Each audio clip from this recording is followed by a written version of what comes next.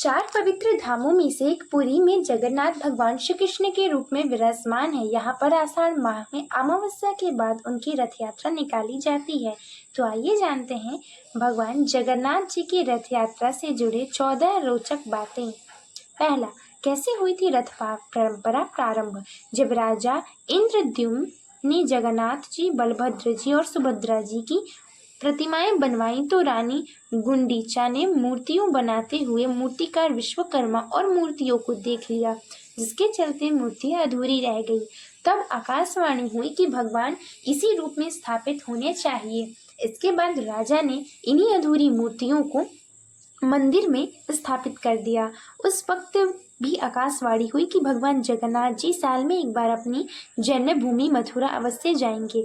स्कंद पुराण के उत्कल खंड के अनुसार राजा इंद्रद्युम्न ने आषाढ़ शुक्ल द्वितीया के दिन प्रभु के उनकी जन्मभूमि जाने की व्यवस्था की। तभी से यह परंपरा रथ यात्रा के रूप में चली आ रही है। रथों का निर्माण। रथ निर्माण नीम की पवित्र अखंडित लकड़ी से होती है, जिसे दारू कहते हैं। रथों के निर्माण में किसी प्रकार के कील, कांटों और धातु का उपयोग नहीं करते हैं। रथों के निर्माण के लिए काष्ठ का चयन बसंत पंचमी पर होता है और निर्माण कार्य अक्षया तृतीया पर प्रारंभ होती है। तीसरा, छर पहनरा रस्म। अब तीनों रथ तैयार हो जाते हैं। छर पहनरा नामक अनुष्ठान संपन्न किया जाता है। इसके तहत पुरी के जगपति राजा पालकी में यहाँ आते हैं और इन तीनों रथों की विविध पूजा करते हुए और सोने की झाड़ू से रथ मंडप और रास्ते को साफ करते हैं। चौथा, गुंडीचा मार्जन परंपरा। रथ यात्रा जगन्नाथ मंदिर से निकलकर गुंडीचा मंदिर पहुंचती है। गुंडीचा मार्जन परंपरा। रथ यात्रा जगन्नाथ मंदिर से निकलकर गुंडीचा मंदिर पहुंचती है। गुंडीचा मार्जन परंपरा के अनुसार रथ यात्रा से एक दिन पहले श्रद्धालुओं के द्वारा गुंडीचा मंदिर को शुद्ध जल से धोकर साफ किया जाता है। इस परंपरा को गुंडीचा मार्जन कहा जाता है। पांचवा, 3 रथ होते हैं तैयार। रथ यात्रा में 3 रथ होती हैं। बलराम जी के रथ को तालध्वज कहते हैं, जिसका रंग लाल और हरा होता है। देवी सुभद्रा के रथ को दर्पदलन या पद्म रथ कहा जाता है, जो काले या नीले और लाल रंग का होता है। जबकि भगवान जगन्नाथ जी के रथ को नंदीघोष या गरुड़ ध्वज कहते हैं। इसका रंग लाल और पीला होता है। रथ यात्रा में सबसे आगे बलराम जी का रथ, उसके बाद बीच में देवी सुभद्रा जी का रथ और पीछे से भगवान श्री जगन्नाथ जी का रथ होता है। इसे उनके रंग और ऊंचाई से पहचाना जा सकता है। नंदी घोष रथ 45.6 फीट ऊंचा है। तालध्वज रथ 45 फीट ऊंचा है और दर्पदलन रथ 44.6 फीट ऊंचा होता है। छठवां, रथ यात्रा के पूर्व प्रभु को आ जाता है बुखार।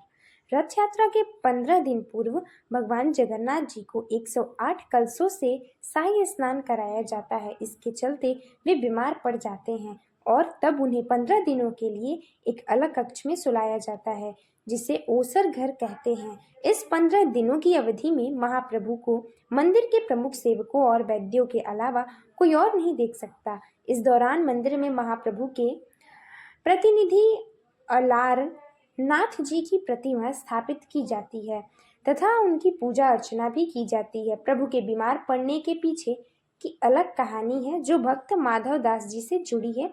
इसे हम एक अलग वीडियो में चर्चा करेंगे। 7वां, स्वस्थ होकर निकलते हैं प्रभु यात्रा पर।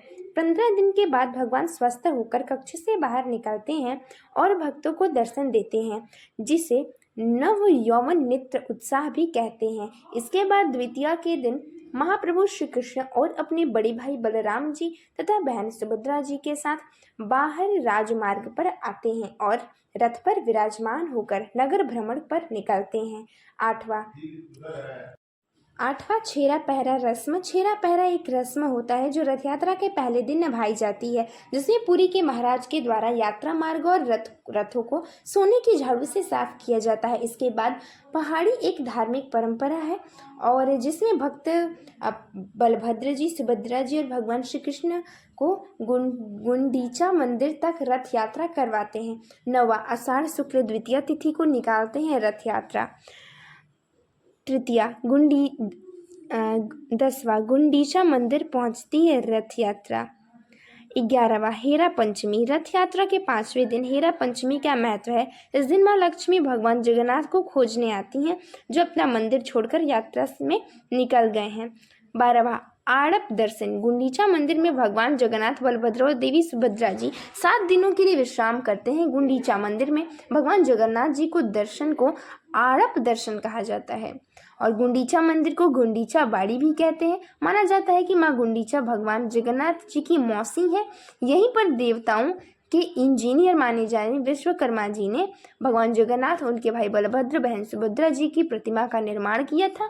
गुंडीचा भगवान जी की भक्त हैं और मान्यता है कि भक्ति का सम्मान करते हुए भगवान हर साल उनसे मिलने जाते हैं। 13वां बहुड़ा यात्रा।